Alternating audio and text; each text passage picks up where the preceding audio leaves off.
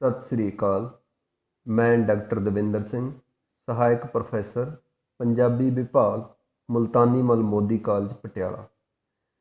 प्यारे विद्यार्थियों, अज आपां चर्चा करांगे काव्य दे प्रयोजन बारे।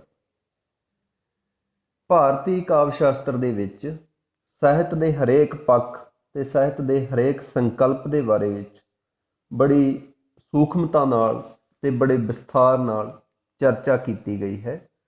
उन्होंने विचों एक प्रमुख संकल्प है काव्य का प्रयोजन। काव्य के प्रयोजन बारे चर्चा करन तो पहला असी जाणांगे कि काव्य का की भाव है। काव्य शब्द समुचे ਸਾਹਿਤ ਲਈ ਵਰਤਿਆ ਜਾਂਦਾ है। इत्थे जदों काव्य के प्रयोजन की गल हुंदी है तो इसका भाव ये नहीं कि कविता का की प्रयोजन है, इसका भाव है कि समुचे ਸਾਹਿਤ का की प्रयोजन है। इस तो बाद असी गल करते हैं प्रयोजन शब्द के अर्थ बारे। प्रयोजन शब्द का अर्थ है उद्देश, मंतव, मनोरथ, नज़रिया, मकसद आदि। काव्य के प्रयोजन का भाव है कि काव्य किस उद्देश नूं जां किस मंतव नूं सामने रख के रचिया जाता है कि आखिर ਸਾਹਿਤਕਾਰ ਦੇ ਸਾਹਮਣੇ ਉਹ ਕਿਹੜੇ ਉਦੇਸ਼ ਹੁੰਦੇ ਹਨ ਜਿਸ ਕਰਕੇ ਉਹ ਸਾਹਿਤ ਦੀ ਰਚਨਾ ਕਰਦਾ ਹੈ, ਤੇ ਇਸ ਗੱਲ ਨੂੰ ਕਾਵਿ ਦਾ ਪ੍ਰਯੋਜਨ ਕਿਹਾ ਜਾਂਦਾ ਹੈ। ਆਮ ਜੀਵਨ ਦੇ ਵਿੱਚ ਵੀ ਅਸੀਂ ਦੇਖਦੇ ਹਾਂ ਕਿ ਮਨੁੱਖ ਦਾ ਕੋਈ ਵੀ ਕਾਰਜ ਉਦੇਸ਼ ਜਾਂ ਪ੍ਰਯੋਜਨ ਤੋਂ ਸੱਖਣਾ ਨਹੀਂ ਹੁੰਦਾ। ਇਸ ਕਰਕੇ ਕਾਵਿ ਵਰਗੀ ਸੂਖਮ ਸੁਹਜਮਈ ਕਲਾ ਦਾ ਵੀ ਕੋਈ ਨਾ ਕੋਈ ਪ੍ਰਯੋਜਨ ਜ਼ਰੂਰ ਹੋਵੇਗਾ। ਭਾਰਤੀ ਕਾਵਿ ਸ਼ਾਸਤਰ ਵਿੱਚ ਕਾਵਿ ਦੇ ਪ੍ਰਯੋਜਨ ਬਾਰੇ ਚਰਚਾ ਸ਼ੁਰੂ ਤੋਂ ਹੀ ਚੱਲਦੀ ਆ ਰਹੀ ਹੈ। ਭਾਵੇਂ ਸਾਰੇ ਆਚਾਰੀਆ ਕਾਵਿ ਦੇ ਪ੍ਰਯੋਜਨ ਬਾਰੇ ਇੱਕ ਮਤ ਨਹੀਂ ਹਨ, ਉਹਨਾਂ ਨੇ ਆਪਣੀ ਜੀਵਨ ਦ੍ਰਿਸ਼ਟੀ ਅਤੇ ਆਪਣੇ ਸਿਧਾਂਤਾਂ ਅਨੁਸਾਰ ਕਾਵਿ ਦਾ ਪ੍ਰਯੋਜਨ ਦੱਸਿਆ ਹੈ। ਫਿਰ ਵੀ ਕਾਵਿ ਦੇ ਪ੍ਰਯੋਜਨ ਸੰਬੰਧੀ ਕੁਝ ਨੁਕਤਿਆਂ ਉੱਪਰ ਸਾਰੇ ਆਚਾਰੀਆ ਆਪਣੀ ਸਹਿਮਤੀ ਦਿਖਾਉਂਦੇ ਨਜ਼ਰ ਆਉਂਦੇ ਹਨ। ਇਹ ਪ੍ਰਯੋਜਨ ਲੇਖਕ, ਪਾਠਕ, ਸਰੋਤੇ, ਲੋਕ ਸਮੂਹ ਅਤੇ ਜੀਵਨ ਦੇ ਮਨੋਰਥਾਂ ਨੂੰ ਲੈ ਕੇ ਦੱਸੇ ਗਏ ਹਨ। ਵੱਖ-ਵੱਖ ਆਚਾਰੀਆਂ ਨੇ ਕਾਵਿ ਦੇ ਪ੍ਰਯੋਜਨ ਸੰਬੰਧੀ ਵੱਖ-ਵੱਖ ਵਿਚਾਰ ਪ੍ਰਗਟਾਏ ਹਨ, ਜਿਨ੍ਹਾਂ ਬਾਰੇ ਅਸੀਂ ਇੱਥੇ ਚਰਚਾ ਕਰਾਂਗੇ। ਸਭ ਤੋਂ ਪਹਿਲਾਂ ਗੱਲ ਕਰਦੇ ਹਾਂ ਭਾਰਤੀ ਕਾਵਿ ਸ਼ਾਸਤਰ ਦੇ ਆਦਿ ਆਚਾਰੀਆ ਭਰਤ ਮੁਨੀ ਜੀ ਦੇ ਵਿਚਾਰ ਬਾਰੇ। ਉਹਨਾਂ ਨੇ ਕਾਵਿ ਦੇ ਪ੍ਰਯੋਜਨ ਸੰਬੰਧੀ ਚਰਚਾ ਕਰਦਿਆਂ ਹੋਇਆ ਕਿਹਾ ਹੈ ਕਿ ਨਾਟਿਆ ਕਲਾ ਸਮੇਤ ਕਾਵਿ ਦੇ ਧਰਮ, ਜਸ, ਉਮਰ, ਹਿੱਤ, ਬੌਧਿਕ ਸ਼ਕਤੀ ਨੂੰ ਵਧਾਉਣ ਵਾਲੀ ਅਤੇ ਆਮ ਲੋਕਾਂ ਲਈ ਸਿੱਖਿਆ ਤੇ ਉਪਦੇਸ਼ ਦੇਣ ਵਾਲੀ ਹੋਵੇਗੀ। ਮੁੱਖ ਤੌਰ ਤੇ ਉਹਨਾਂ ਨੇ ਜਿਸ ਗੱਲ ਤੇ ਜ਼ੋਰ ਦਿੱਤਾ ਹੈ ਉਹ ਹੈ ਸਿੱਖਿਆ ਤੇ ਉਪਦੇਸ਼ ਤੇ, ਵੀ ਕਾਵਿ ਦਾ ਪ੍ਰਯੋਜਨ ਆਮ ਲੋਕਾਂ ਨੂੰ ਸਿੱਖਿਆ ਤੇ ਉਪਦੇਸ਼ ਦੇਣਾ ਹੈ, ਤੇ ਜਿਸ ਦੇ ਨਾਲ ਨਾਲ ਉਹਨਾਂ ਨੂੰ ਧਰਮ, ਜਸ਼ ਤੇ ਗਿਆਨ ਵੀ ਮਿਲਦਾ ਹੈ। ਉਸ ਤੋਂ ਬਾਅਦ ਪ੍ਰਮੁੱਖ ਆਚਾਰੀਆ ਭਾਮਹ ਤੇ ਵਿਸ਼ਵਨਾਥ ਦੇ ਵਿਚਾਰ ਹਨ, ਜਿਨ੍ਹਾਂ ਅਨੁਸਾਰ ਕਾਵਿ ਦਾ ਪ੍ਰਮੁੱਖ ਪ੍ਰਯੋਜਨ ਹੈ ਚਤੁਰਵਰਗ ਦੀ ਪ੍ਰਾਪਤੀ। ਧਰਮ, ਅਰਥ, ਕਾਮ, ਮੋਕਸ਼ ਨੂੰ ਸਮੁੱਚੇ ਰੂਪ ਦੇ ਵਿੱਚ ਚਤੁਰਵਰਗ ਕਿਹਾ ਜਾਂਦਾ ਹੈ। ਤੇ ਆਚਾਰੀਆ ਭਾਮਹ ਨੇ ਇੱਕ ਥਾਂ ਲਿਖਿਆ ਹੈ, ਉੱਤਮ ਕਾਵਿ ਦੇ ਸਿਰਜਣ ਨਾਲ ਧਰਮ, ਅਰਥ, ਕਾਮ, ਮੋਕਸ਼ ਦੀ ਪ੍ਰਾਪਤੀ, ਕਲਾ ਵਿੱਚ ਮੁਹਾਰਤ, ਸੁਹਜ, ਸਵਾਦ ਤੇ ਸ਼ੋਹਰਤ ਵੀ ਹਾਸਲ ਹੁੰਦੀ ਹੈ।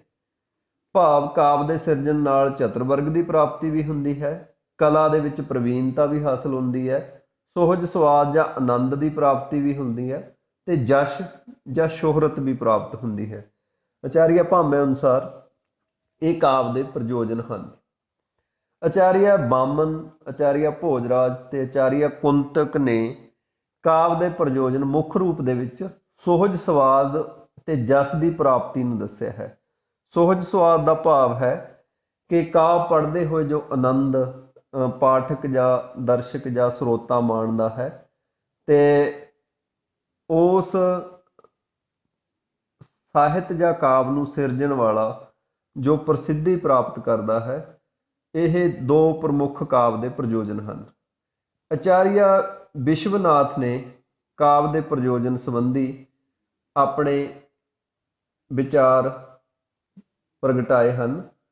ਆਚਾਰੀਆ ਵਿਸ਼ਵਨਾਥ ਅਨੁਸਾਰ ਕਾਵਿ ਜਾਂ ਸਾਹਿਤ ਪੜ੍ਹਨ ਨਾਲ ਮੰਦਬੁੱਧੀ ਲੋਕਾਂ ਨੂੰ ਵੀ ਬੜੀ ਆਸਾਨੀ ਨਾਲ ਚਾਰ ਪਦਾਰਥ ਹਾਸਲ ਹੋ ਜਾਂਦੇ ਹਨ।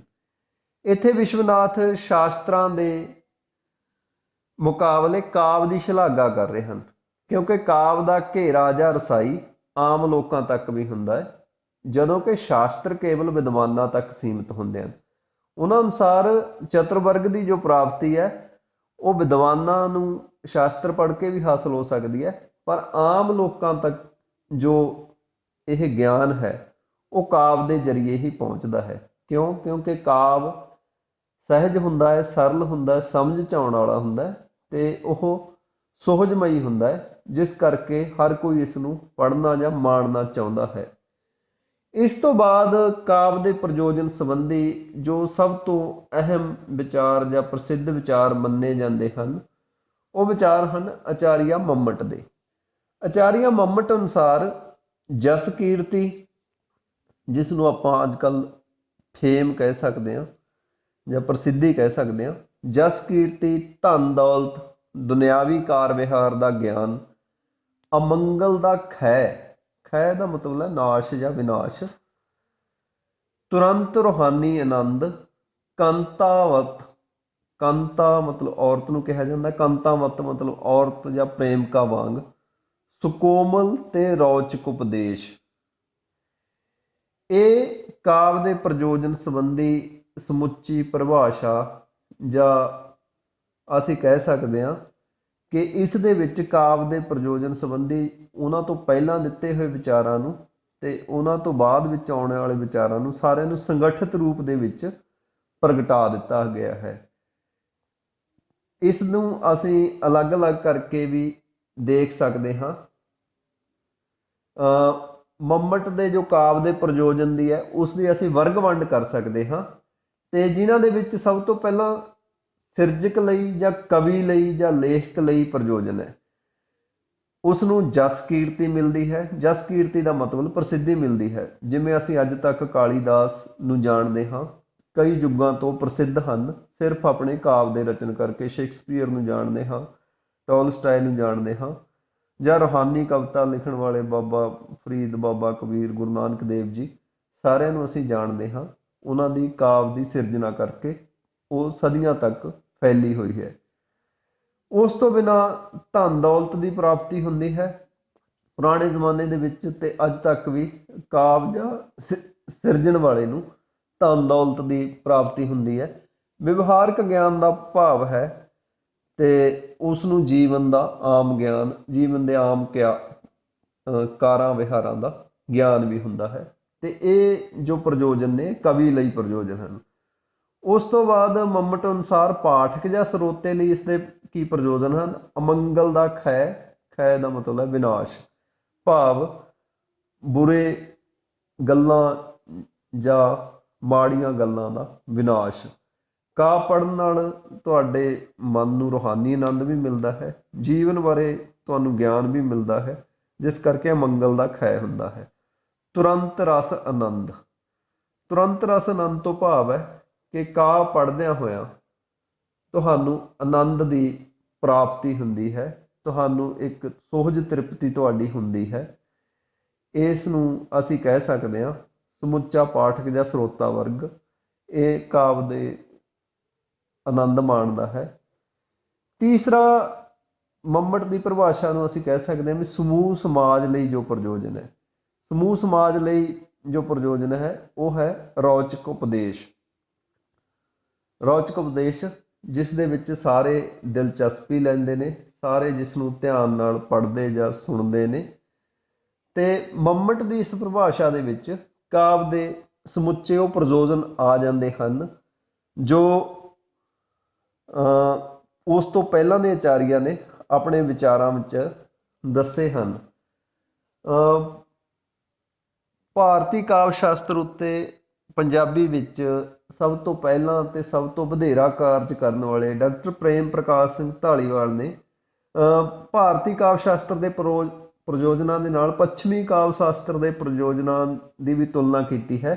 ਉਹਨਾਂ ਅਨੁਸਾਰ ਪੱਛਮੀ ਸਾਹਿਤ ਵਿੱਚ ਕਾਵਿ ਦੇ ਪ੍ਰਯੋਜਨ ਹਨ ਧਨ ਦੌਲਤ ਦੀ ਪ੍ਰਾਪਤੀ, ਵਿਵਹਾਰਕ ਗਿਆਨ, ਤੁਰੰਤ ਰਸਮਈ ਆਨੰਦ, ਇਸਤਰੀਵਤ ਰੌਚਕ ਉਪਦੇਸ਼, ਅਮੰਗਲ ਦਾ ਖੈ, ਧਰਮ ਅਰਥ ਕਾਮ ਮੋਕਸ਼, ਸੋਹਜ ਆਨੰਦ, ਸੋਹਜ ਤ੍ਰਿਪਤੀ।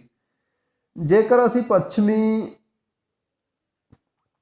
ਕਾਵਿ ਦੇ ਪ੍ਰਯੋਜਨਾਂ ਨੂੰ ਭਾਰਤੀ ਕਾਵਿ ਦੇ ਪ੍ਰਯੋਜਨਾਂ ਦੇ ਨਾਲ ਤੁਲਨਾਤਮਕ ਰੂਪ ਦੇ ਵਿੱਚ ਦੇਖੀਏ ਤਾਂ ਅਸੀਂ ਦੇਖਾਂਗੇ ਕਿ ਜੋ ਆਚਾਰੀਆ ਮੰਮਟ ਦੇ ਵਿਚਾਰ ਹਨ ਕਾਵਿ ਦੇ ਪ੍ਰਯੋਜਨ ਸੰਬੰਧੀ, ਤੇ ਉਸ ਦੇ ਵਿੱਚ ਲਗਭਗ ਉਹ ਸਾਰੇ ਉਦੇਸ਼ ਜਾਂ ਉਹ ਸਾਰੇ ਪ੍ਰਯੋਜਨ ਵੀ ਸ਼ਾਮਲ ਹਨ ਜੋ ਪੱਛਮ ਵਾਲਿਆਂ ਨੇ ਕਾਵਿ ਦੇ ਪ੍ਰਯੋਜਨ ਸੰਬੰਧੀ ਪ੍ਰਗਟਾਏ ਹਨ। ਤੇ ਜੇਕਰ ਅਸੀਂ ਇਹਨਾਂ ਵਿਚਾਰਾਂ ਦੇ ਸਮੁੱਚੇ ਰੂਪ ਦੇ ਵਿੱਚ ਸਮਝੀਏ ਤਾਂ ਸਭ ਤੋਂ ਪਹਿਲਾਂ ਜੋ ਵਿਚਾਰ ਹੁੰਦਾ ਉਹ ਸਿੱਖਿਆ ਤੇ ਉਪਦੇਸ਼ ਹੈ ਜੋ ਆਚਾਰੀਆ ਭਰਤ ਮੁਨੀ ਨੇ ਦਿੱਤਾ ਸੀ। ਤੇ ਇਹ ਕਾਵਿ ਦੇ ਵਿੱਚ ਜਾਂ ਸਾਹਿਤ ਦੇ ਵਿੱਚ ਹਮੇਸ਼ਾ ਹੀ ਇਹ ਪ੍ਰਯੋਜਨ ਸਮਾਇਆ ਹੁੰਦਾ ਹੈ ਕਿ ਕਾਵਿ ਜਾਂ ਸਾਹਿਤ ਨੂੰ ਰਚਣ ਵਾਲਾ ਆਮ ਤੌਰ 'ਤੇ ਸੁਚੇਤ ਬੁੱਧੀਮਾਨ ਵਿਅਕਤੀ ਹੁੰਦਾ ਹੈ ਤੇ ਜਿਸ ਦੇ ਪਿੱਛੇ ਆਮ ਲੁਕਾਈ ਨੂੰ ਸਿੱਖਿਆ ਤੇ ਉਪਦੇਸ਼ ਦੇਣ ਦਾ ਜੋ ਕਾਰਜ ਹੈ ਉਹ ਲੁਕਿਆ ਹੁੰਦਾ ਹੈ। ਉਸ ਤੋਂ ਬਾਅਦ ਜਿਸ ਬਾਰੇ ਭਾਰਤੀ ਆਚਾਰੀਆਂ ਨੇ ਸਭ ਤੋਂ ਵੱਧ ਚਰਚਾ ਕੀਤੀ ਹੈ ਉਹ ਹੈ ਧਰਮ ਅਰਥ ਕਾਮ ਮੋਕਸ਼। ਧਰਮ ਅਰਥ ਕਾਮ ਮੋਕਸ਼ ਬਾਰੇ ਵੀ ਅਸੀਂ ਥੋੜ੍ਹੀ ਜਿਹੀ ਗੱਲ ਕਰ ਲੈਂਦੇ ਹਾਂ, ਜਿਨ੍ਹਾਂ ਨੂੰ ਚਾਰ ਪਦਾਰਥ ਜਾਂ ਚਤੁਰਵਰਗ ਕਿਹਾ ਜਾਂਦਾ ਹੈ। ਧਰਮ ਤੋਂ ਭਾਵ ਹੈ ਧਾਰਮਿਕ ਪੱਧਰ ਉੱਤੇ ਮੁਕਤੀ, ਸੱਚ ਨਿਆਂ ਗਲਤ ਸਹੀ ਦੀ ਪਹਿਚਾਣ, ਲੋਕ ਪੱਧਰ ਉੱਤੇ ਧਰਮ ਸੰਸਾਰ 'ਚ ਰਹਿਣ ਦੀ ਇੱਕ ਵਿਸ਼ੇਸ਼ ਕਿਸਮ ਦੀ ਉੱਤਮ ਜੀਵਨ ਜਾਚ। ਮਤਲਬ ਧਰਮ ਨਾਲ ਸਾਨੂੰ ਗਲਤ ਸਹੀ ਸੱਚ ਝੂਠ ਦੀ ਪਹਿਚਾਣ ਹੁੰਦੀ ਹੈ ਤੇ ਜੀਵਨ ਜਿਉਣ ਦੀ ਇੱਕ ਖਾਸ ਦ੍ਰਿਸ਼ਟੀ ਹਾਸਲ ਹੁੰਦੀ ਹੈ ਜਿਸ ਦੇ ਅਨੁਸਾਰ ਅਸੀਂ ਜੀਵਨ ਜਿਉ ਸਕਦੇ ਹਾਂ, ਚੰਗਾ ਜੀਵਨ ਜਿਉ ਸਕਦੇ ਹਾਂ, ਸੱਭਿਅਕ ਜੀਵਨ ਜਿਉ ਸਕਦੇ ਹਾਂ, ਕਿਉਂਕਿ ਧਰਮ ਸਾਡੇ ਸਮੁੱਚੇ ਜੀਵਨ ਦੇ ਨਾਲ ਜੁੜਿਆ ਹੁੰਦਾ ਸੀ। ਤੇ ਕਾਵਿ ਦਾ ਪ੍ਰਯੋਜਨ ਉਸ ਧਰਮ ਦੀ ਜਾਣਕਾਰੀ, ਉਸ ਧਰਮ ਦਾ ਗਿਆਨ, ਉਸ ਧਰਮ ਦੀ ਵਿਵਹਾਰਕਤਾ ਜੀਵਨ ਵਿੱਚ ਢਾਲਣ, ਉਸ ਧਰਮ ਨੂੰ ਅਸੀਂ ਕਿਵੇਂ ਢਾਲ ਸਕਦੇ ਹਾਂ, ਇਸ ਲਈ ਸਾਡੀ ਸਹਾਇਤਾ ਕਰਦਾ ਸੀ। ਦੂਸਰਾ, ਮਨੁੱਖੀ ਜੀਵਨ ਨੂੰ ਚਲਾਉਣ ਲਈ ਜੋ ਮੁੱਖ ਲੋੜ ਹੈ ਉਹ ਹੈ ਅਰਥ ਦੀ ਜਾਂ ਆਰਥਿਕਤਾ ਦੀ। ਮਾਇਕ ਪ੍ਰਾਪਤੀ, ਜ਼ਿੰਦਗੀ ਗੁਜ਼ਾਰਨ ਲਈ ਗੁਜ਼ਾਰੇਯੋਗ ਸਾਧਨਾਂ ਦੀ ਪ੍ਰਾਪਤੀ ਦਾ ਗਿਆਨ, ਦੁਨਿਆਵੀ ਕਾਰ ਵਿਹਾਰ ਦਾ ਗਿਆਨ, ਜਿਸ ਵਿੱਚ ਰੋਜੀ ਕਮਾਉਣ ਤੋਂ ਲੈ ਕੇ ਦੁਨੀਆ ਵਿੱਚ ਵਿਚਰਨ ਦੇ ਢੰਗ ਤਰੀਕੇ ਸਭ ਕੁਝ ਆ ਜਾਂਦੇ ਹਨ। ਚਤੁਰਵਰਗ ਦੇ ਵਿੱਚ ਤੀਸਰਾ ਜੋ ਸੰਕਲਪ ਹੈ ਉਹ ਹੈ ਕਾਮ। ਕਾਮ ਦਾ ਭਾਵ ਹੈ ਕਾਮਨਾਵਾਂ ਦੀ ਪੂਰਤੀ, ਖਾਹਿਸ਼ਾਂ ਦੀ ਸੰਤੁਸ਼ਟੀ ਜਾਂ ਜੀਵਨ ਦੇ ਆਨੰਦਾਂ ਨੂੰ ਮਾਣਨ ਦਾ ਗਿਆਨ। ਸਿਰਫ ਇਸ ਨੂੰ ਕਾਮ ਨਾਲ ਜੋੜ ਕੇ ਨਹੀਂ ਦੇਖਿਆ ਜਾ ਸਕਦਾ। ਸਮੁੱਚੇ ਰੂਪ ਦੇ ਵਿੱਚ ਜੀਵਨ ਨੂੰ ਆਨੰਦਮਈ ਬਣਾਉਣ ਵਾਲੀਆਂ ਜੋ ਵੀ ਤੁਹਾਡੀਆਂ ਖਾਹਿਸ਼ਾਂ ਜਾਂ ਕਾਮਨਾਵਾਂ ਹਨ ਉਹ ਸਾਰੀਆਂ ਇਸ ਦੇ ਘੇਰੇ ਵਿੱਚ ਆਉਂਦੀਆਂ ਹਨ ਅਤੇ ਮਨੁੱਖ ਨੂੰ ਪਸ਼ੂ ਜੀਵਨ ਤੋਂ ਉੱਚਾ ਉੱਠ ਕੇ ਇੱਕ ਰੂਹਾਨੀ ਆਨੰਦ ਅਤੇ ਭੌਤਿਕ ਆਨੰਦ ਦੇ ਵਿੱਚ ਵੀ ਜੋ ਗਿਆਨ ਹੈ ਉਹ ਵੀ ਸਾਹਿਤ ਦਾ ਪ੍ਰਯੋਜਨ ਮੰਨਿਆ ਗਿਆ ਹੈ। ਚੌਥੀ ਗੱਲ ਜਾਂ ਚੌਥਾ ਪ੍ਰਯੋਜਨ ਇਸ ਦੇ ਵਿੱਚ ਜੋ ਹੈ ਉਹ ਹੈ ਮੋਕਸ਼। ਮੋਕਸ਼ ਦਾ ਭਾਵ ਹੈ ਜਨਮ ਮਰਨ ਤੋਂ ਮੁਕਤੀ। ਭਾਰਤੀ ਕਾਵਿ ਸ਼ਾਸਤਰ ਦੇ ਵਿੱਚ ਮਨੁੱਖੀ ਜੀਵਨ ਨੂੰ ਸਿਰਫ ਇੱਕ ਭੌਤਿਕ ਹੋਂਦ ਨਹੀਂ ਸਮਝਿਆ ਜਾਂਦਾ ਸੀ। ਇਸ ਦੇ ਨਾਲ ਨਾਲ ਇਸ ਦੇ ਰੂਹਾਨੀ ਪੱਖ 'ਤੇ ਵੀ ਬੜੇ ਵਿਸਥਾਰ ਨਾਲ ਚਰਚਾ ਕੀਤਾ ਜਾਂਦਾ ਸੀ। ਤਾਂ ਸਾਹਿਤ ਦਾ ਇੱਕ ਪ੍ਰਮੁੱਖ ਪ੍ਰਯੋਜਨ ਇਸ ਨੂੰ ਜਨਮ ਮਰਨ ਦੇ ਚੱਕਰ ਤੋਂ ਜਾਂ ਆਵਾਗਮਨ ਦੇ ਚੱਕਰ ਤੋਂ ਮੁਕਤੀ ਦਿਵਾਉਣ ਵਾਲੇ ਸਾਧਨ ਦੇ ਰੂਪ ਵਿੱਚ ਵੀ ਦੇਖੀ ਜਾਂਦੀ ਸੀ। ਇਸ ਤਰ੍ਹਾਂ ਧਰਮ ਅਰਥ ਕਾਮ ਮੋਕਸ਼ ਦੀ ਪ੍ਰਾਪਤੀ ਸਾਹਿਤ ਦੇ ਮੁੱਖ ਪ੍ਰਯੋਜਨਾਂ ਦੇ ਵਿੱਚੋਂ ਮੁੱਖ ਪ੍ਰਯੋਜਨ ਮੰਨਿਆ ਗਿਆ ਹੈ। ਜਸ ਕੀਰਤੀ ਦੀ ਪ੍ਰਾਪਤੀ ਬਾਰੇ ਅਸੀਂ ਗੱਲ ਕਰ ਚੁੱਕੇ ਹਾਂ। ਧਨ ਦੌਲਤ ਦੀ ਪ੍ਰਾਪਤੀ, ਕਾਂਤਾ ਸੰਮਿਤ ਉਪਦੇਸ਼, ਅਮੰਗਲ ਦਾ ਖੈ ਜਾਂ ਵਿਨਾਸ਼, ਇਹ ਜੋ ਆਚਾਰੀਆ ਮੰਮਟ ਦੇ ਸਾਰੇ ਵਿਚਾਰ ਹਨ। ਅਮੰਗਲ ਦਾ ਖੈ ਇੱਕ ਤਰ੍ਹਾਂ ਨਾਲ ਸਾਨੂੰ ਦੁਨਿਆਵੀ ਗਿਆਨ ਨਾਲ ਜਾਂ ਜੀਵਨ ਦੇ ਗਿਆਨ ਨਾਲ ਦੁਨਿਆਵੀ ਕਾਰਜਾਂ ਨੂੰ ਚੰਗੀ ਤਰ੍ਹਾਂ ਕਰਨ ਨਾਲ ਦਾ ਜੋ ਗਿਆਨ ਮਿਲਦਾ ਹੈ ਉਸ ਬਾਰੇ ਵੀ ਕਹਿ ਸਕਦੇ ਹਾਂ। ਦੂਸਰਾ, ਪੁਰਾਤਨ ਸਮੇਂ ਦੇ ਵਿੱਚ ਮੰਤਰਾਂ ਦੇ ਜਾਪ ਨਾਲ ਦੁਸ਼ ਆਤਮਾ ਨੂੰ ਦੂਰ ਕਰਨ ਆਦਿ ਨੂੰ ਵੀ ਅਮੰਗਲ ਦੇ ਖੈ ਦੇ ਰੂਪ ਵਿੱਚ ਦੇਖਿਆ ਜਾ ਸਕਦਾ ਹੈ।